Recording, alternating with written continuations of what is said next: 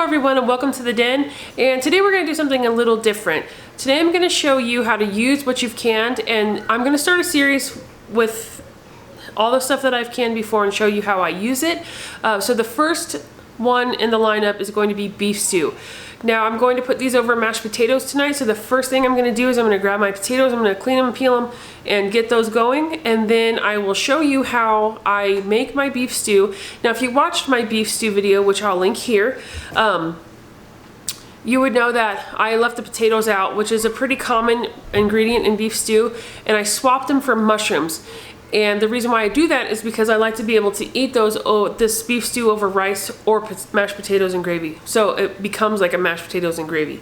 So I'm gonna show you what I do. So if you wanna know how I do it, stick around.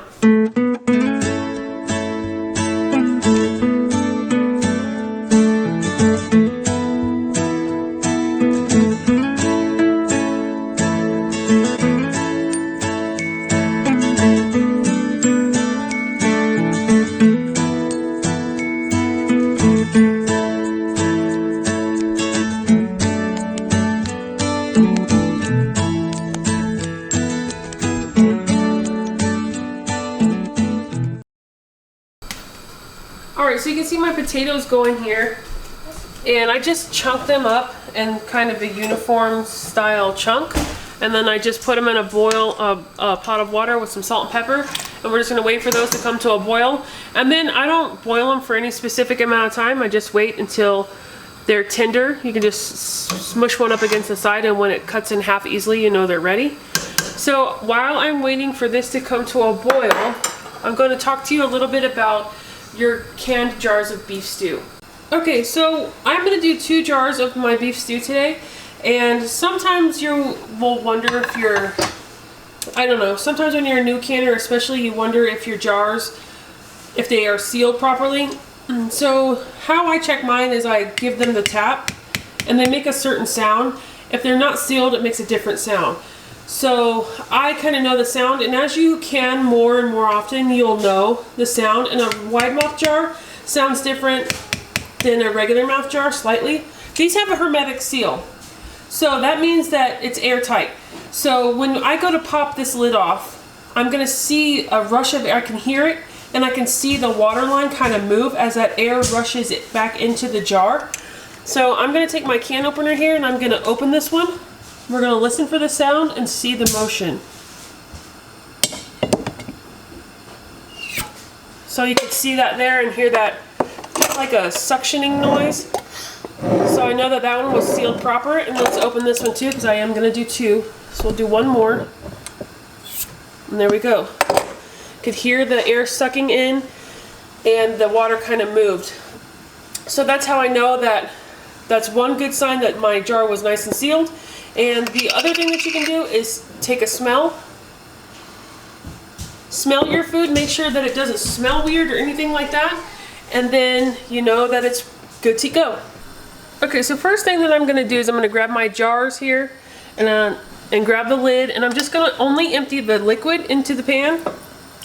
Some of the stuff will come out, that's alright.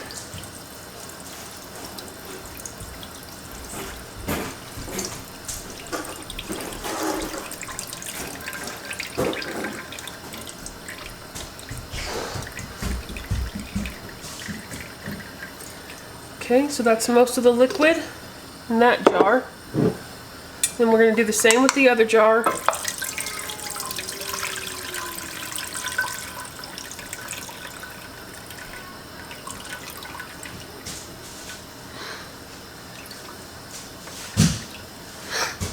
Okay, so now all my liquid is in here, and I'm going to turn my heat on.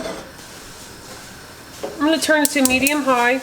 Alright, so I'm just letting my pan come up to heat a little bit here. I'm waiting for it to come to like a simmer, and what I'm going to do now is I'm going to go ahead and I'm going to add in a couple tablespoons of brown gravy.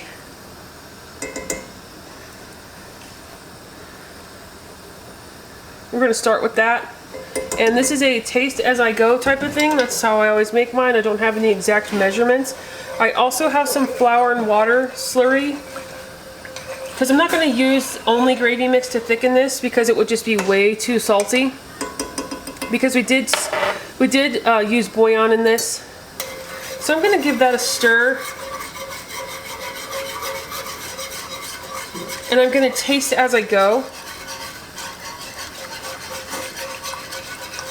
It's starting to look more like a gravy, but it's still very, very thin. So that's where the flour and the water will come into place.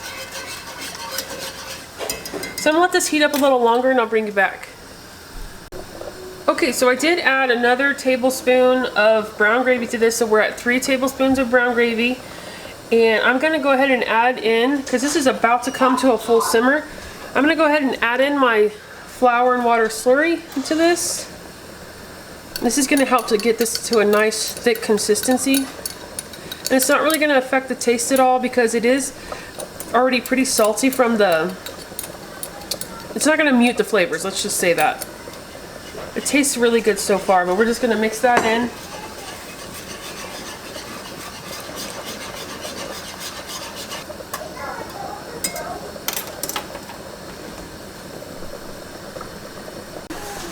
Okay, so I've added in another tablespoon of the brown gravy mix, and it's coming together quite nice. It tastes really good.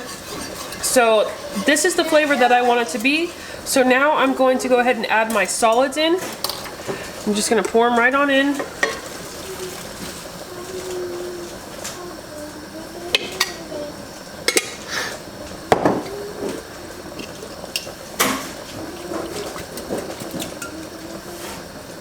And then give it a stir. And you're just going to let this simmer on here while your potatoes are still cooking. So that looks really, really good. And as soon as this meat comes up to a little bit warmer of a temperature, I will give it another taste. Carrots do give beef stew a little bit of a sweet taste, so do expect that. But this is what it looks like so far.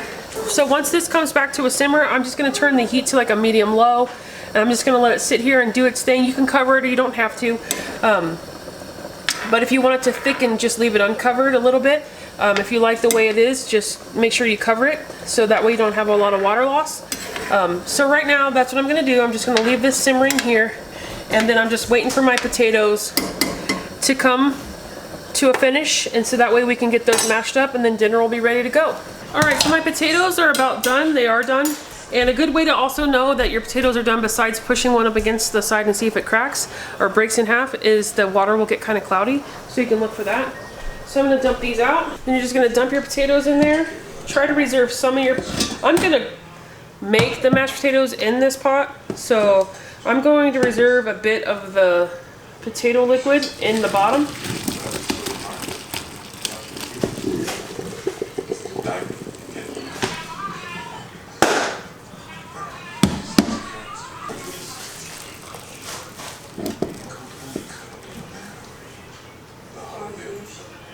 Okay, so I just leave like a settled layer of the liquid on the bottom. It's probably about half a cup to 3/4 of a cup of the potato water, which is hard to see. So I'm going to go ahead and put my potatoes that I drained off back in here, and I'm going to mix these in this pot. Okay, so I have some milk and I have some butter. And so I'm going to do a full stick of butter in mine.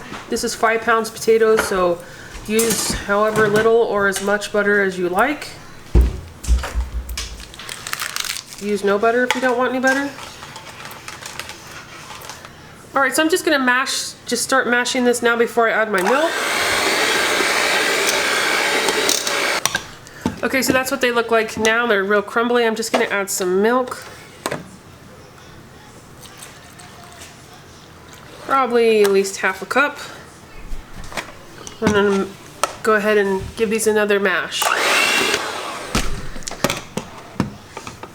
Okay, at this point, this is what they look like after I've added the milk. So you can see the consistency is really thick, but they need a little bit more salt, so I'm gonna do that. So that's what you do here, is you just taste them until they taste good to you. And add more milk if you want it a little thinner, but we like ours a little bit thicker. So I'm gonna add a little bit of salt to taste, and then these will be done. Okay, so this is my end product. I added my salt to taste. They look great, they're nice and thick, and I'm gonna make a plate, and I'll show you the end result. Okay, so here's my bowl of beef stew. You can see here nice lovely chunks of vegetables and beef with some potato underneath. That's why I don't put potatoes in my beef stew, because we like to eat it just like this. So there you have it. Good meal for any night of the week, super quick. If you don't want to have mashed potatoes with yours and you wanted to add potato chunks, you can watch my canning potatoes video, and you could just throw chunks of potatoes in there. It's going to add to that and make it go a little further. You can put it over rice, but this is it. Okay, so that's it. So now you know how I make my beef stew after I've canned it. That's an excellent meal for any fall night, or actually any night. It's summer right now. The kids just really like it, so it works out good, and it's a quick, easy meal. The potatoes kind of take a little bit of time, but like I said, you could just throw some potatoes in there, or you could put it over rice, or you could leave those mushrooms out and put the potatoes in there to begin with and have a meal ready to go without having to do any extra work. So if you like this video, I ask that you subscribe and give me a thumbs up and hit that notification bell and select all, so that when I drop my next video, you'll be the first to know. So until next time, I'll see you in the next video.